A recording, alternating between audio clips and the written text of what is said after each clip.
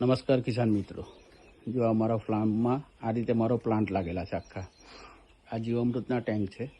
આની અંદર મટીરિયલ નાખવાનું છે.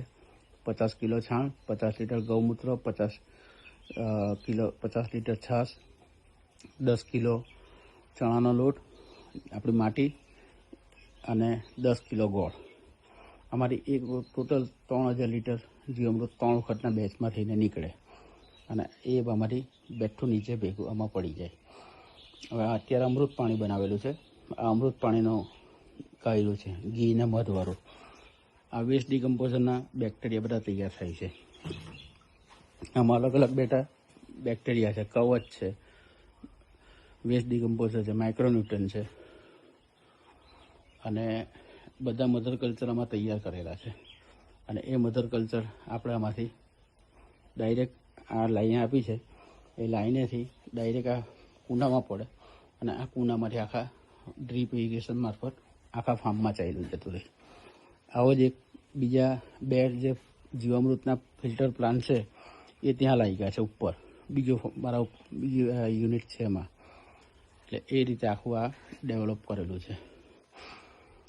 હવે મધર કલ્ચર છે, વેસ્ટ ડિકમ્પોઝર છે, પછી આ એનપીકેના બેક્ટેરિયા છે. એ જ રીતે આ 6 મધર કલ્ચર તૈયાર કરેલા છે આખા. આપ જોઈ શકો છો. આમાં લીંબુ એન્ઝાઇમ છે.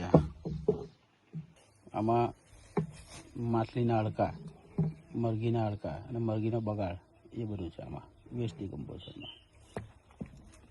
આમાં માઇક્રોન્યુટ્રન છે. લોટ અને પથ્થર ભેગા, 4 જાતના લોટ અને 4 જાતના પથ્થર છે. આમાં અલગ અલગ પથ્થર ભેગા કરેલા છે. આમાં અલગ અલગ ખોળ છે, દિવેલી, લીમડા, મવડો, એમ કરીને 6 જાતના ખોળ છે. આ ફૂલ લાગેલા છે વેસ્ટ ડિકમ્પોઝરમાં. એટલે ફૂલનો તૈયાર કરવામાં પડેલા છે કેરીના. એ કેરીના મોરવા વેસ્ટ ડિકમ્પોઝરમાં નાખેલા છે. આ તમે પ્લાન્ટ ઉપર કેરી જોઈ શકો છો.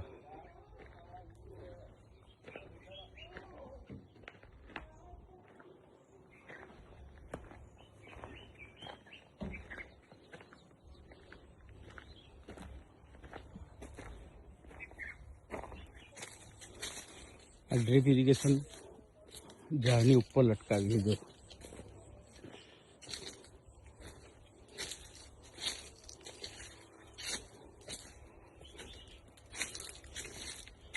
આ ડ્રોપિંગ આવે જ છે અત્યારે બીજું.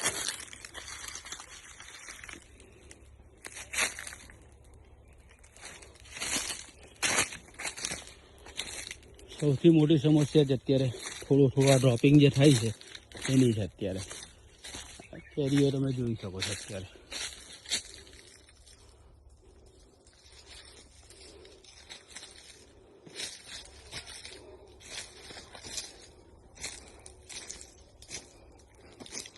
આ ઇન્ટરક્રોપિંગમાં ડ્રેગન ફ્રૂટ છે.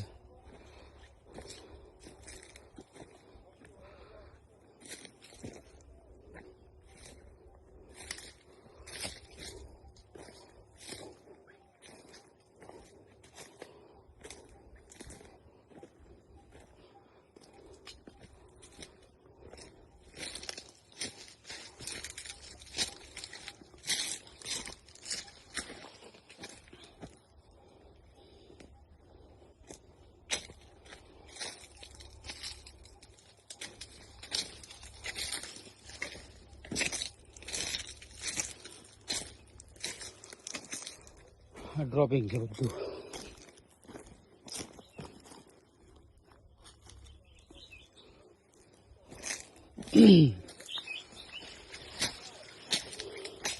આ એઆઈ લગાવેલું છે.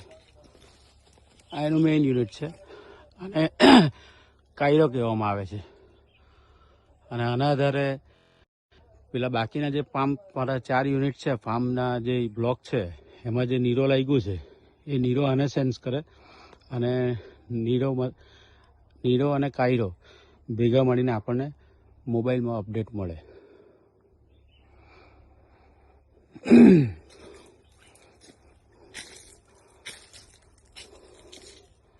ટોટલ વેસ્ટ ડિકમ્પોઝરની ટ્રીટમેન્ટ છે. અને હમણાં બતાવ્યું તેમ કે જીવામૃત અને અમૃત પાણી ઊંચકાવી અંદર ડ્રીપથી માધ્યમથી. સૌ મિત્રોનો આભાર. ખૂબ ખૂબ થેન્ક યુ.